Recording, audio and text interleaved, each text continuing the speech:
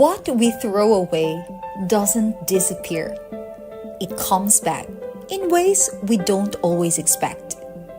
In our daily life, small choices reveal how we treat what God has entrusted to us, such as wasting foods, careless words, neglecting responsibilities. Yet the scripture tells us we reap what we sow. What we plant, good or bad, eventually returns. But faith calls us to live responsibly, to care, to steward, to choose what honors God today and protects tomorrow. Because every action has a harvest. What seeds are you planting today, and what kind of harvest will they bring? Learn what you throw comes back today on Good Morning Pastor.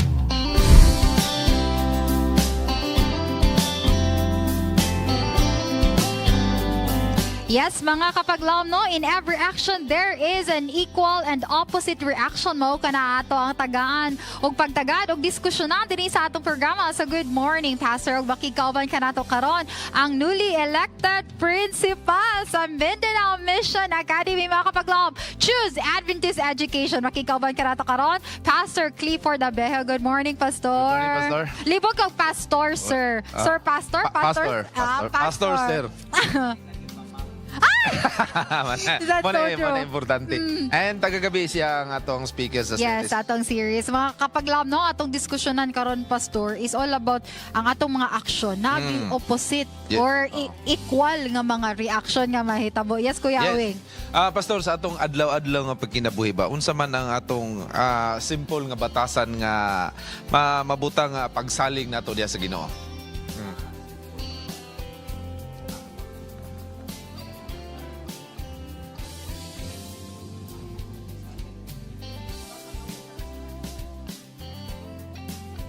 Every time, no, nga mobakod tas kabuntagon, ang atong pagpakita sa atong pagtuo diya sa Ginoo pinagis pagampo, pagbasa sa Biblia is actually an indicator nga gatuo gyud ta Ginoo. Yes. Kaya kung di ta magbasa og Bible, dili ta gabasa sa iyahang mga pulong, buot pasabot, wala siguro tay pagsalig. No? So, we do not subscribe to the Lord. That means it's either piki ang atong pagtuo or just ato lang ginapakita ni for the sake of others. O mo batin tagamay ba? Nabay mga tao karon nga wa nagsalig sa Ginoo, Pastor? No, sa especially dinhi sa Pilipinas, puro salig man gyud siguro sa Ginoo. Kung sakal, ingana magina ba sa ano ba, mag-experience og kalisod murag. Kay there's kanang no kriminal other- o kawatan magampo magina nga di madakpan. Mao. Tama. No, nabay estudyante ha. Sige, go, Pastor. Na estudyante nga kaning musalig yung Ginoo, pero di mag-study. O, kanang Pag-answer ingana, sa ubos, Pastor. ma'am, pag-answer, God is the answer. Kaning Pastor ba, kaning ginatawag nato nga prinsipyo bitaw nga kaning you reap what you sow. Kaning ingani, Pastor. Of course, dili lang ni siya mo apply sa atong environment, but also sa atong mga relationship og mga lifestyle, Pastor. So how does this principle kaning nga prinsipyo nato ma-apply kana nga mga butang sa ana nga mga butang, Pastor? Oh, of course, my mindset is always in the classroom or in the school, no?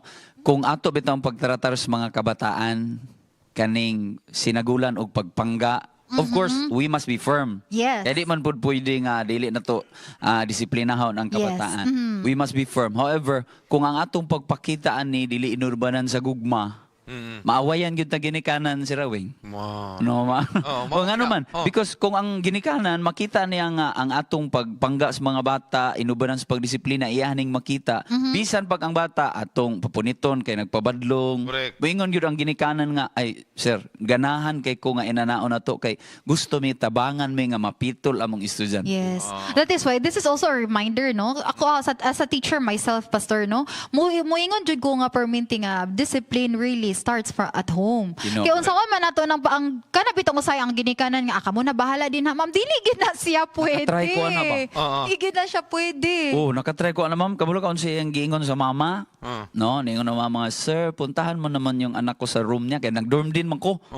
No? Nagdorm din ko ni adto ko sa room, ma'am. Unsa may akong buhaton sa imong anak kay Tagala man to si ma'am. Sir, pwede bang nail katiran mo yung anak ko, sir? Imagine na, 13 years cannot old or 14 even. years old. Anak ko nga, ma'am, na ako nail cutter. Akong gihatag nail cutter. Kaya ningon man siya nga, sir, kamo na'y bahala sa akong anak. Oh, gisali. Diba? Oh. Inana ka, painful to nga experience sa Oo. akong pagtanaw sa bata ba nga, sige, bahala ng kalibutan sa imo. Na-rape niya ang unsay ang gitanong kuya kay dapat bata pa Pero- makabalo na. Oh, pero lahi ito, dili naman to pasagdam to ito. Ikaw ni bahala na imong inahan, di ba? Inahan. Oo, dapat mo nalagi nga butangan gyud og lab. Yes. Pastor no. Inubanan, Murag Diyos sa time gugma. na to so na pastor ba katong si Pastor Sanis nga sa camping na to nga grabe man gito kay so tingala kay ni camping na to na man to lab gid niya. Oo. Oh. Bago kang ligo, pagkamangon ka. Kamang pero Pagkahuman, ganahan magig kaayo, Ganahan matambong mo. gig ko camping kay si Pastor Sanis Sanis magdala si Hitler tinaod. magdala. Nagisgot man ta na pastor ning sa mga kabataan ba kaning sa basura ba. Unsa man nato nga mamanage labi na sa mga kabataan ning basura nga mo gini dako nga problema labi na dili sa Pilipinas no. Struggle yun na. Wherever you go, struggle yun ang basura. Especially sa mga kabataan. Among gina-emphasize sa mga estudyante mo ni, ang atong tulunghaan is a small world. Kung unsa imo ang ginabuhat sulod sa eskwelahan, mo po imong dalon gyud dito sa inyo ha. Kung diri sa eskwelahan mulabay ka sa rapper nga imong kinan-an. That's so true. Pag abot sa gawas, samot na. Naway magbantay. So, we encourage our students nga mo mahimo bitaw nga responsible sa basura. Mao nang kinahanglan sa ato mga tulunghaan, daghang basurahan. Oo, tinuod O na. kay daghan tag mga plastic nga ilabay. Oh, di lang to nato apilon ang mga isig katao nato nga medyo plastikon. Di man to nato malapay. Pwede, butang sa Di dako nga malabay, Tupperware. Ay, inana. Uy. Bitaw, pastor, mo na siya usahay Kuya Awing ba, kanang sa eskwelahan bitaw, maayo pa nga daghan silupin or mga rapper sulod sa bag kaysa palibot nimo or sa imo ang lingkuranan nga ginang. Ano bitaw, uban bitaw nga sa lingkuranan, kay kitang kay pikit. istorya nga plastic. Una yung pagkapin ng istorya. Kaya bitaw, makita nimo pastor nga daghan kayo mga silupin nga kanang gipang dikit-dikit or gipang Oh. suksuk-suksuk sa Sa mo tag maglingkod kas bangko pag ana nimo kay Tagagayaw- babulgam ba. Oo, gipampilit. Uy, nya. bisan sa church na to na, nasa church na to. Lain kaysa nga kuan tanawon tungod kay mga kuan gud ta, we are Christian. Yes. Correct. We must be lover of the nature. Pero pastor, how can our faith, kani atong faith ba in God influence the way we the way we we make decisions about of course caring sa iya ang gigama, sa iyang creation. Ana pastor? Faith is actually a worldview. Buot pasabot, ang atong panglantaw sa kalibutan, mao na ang atong ginabuhat dayon no, outwardly sa ato ang kinabuhi. Buot pasabot, since faith, worldview mo ni siya, ang atong panglantaw sa kalibutan, kung atong worldview is the biblical worldview, atong panglantaw sa kalibutan is, this is God's. Gibutang lang ko niya diri. No? And giingon sa Biblia, ato kining ampingan. Buot pasabot, kanang mag-on tag faucet, ato nang pasagdan nga mag-on, Yes. wala taga-amping. No, sa atong mga outlet, atong biyaan ng mga charger, wala taga-amping. Mo adto ta sa park, gibutang gyud dili maglabay basura, itago-tago lang natong tagak ang mga ana. Ito. Oh. Kaya po We sa are- uban ga pastor, sampo sa Singapore or ano ba, very strict kaya na sila luwa-luwa.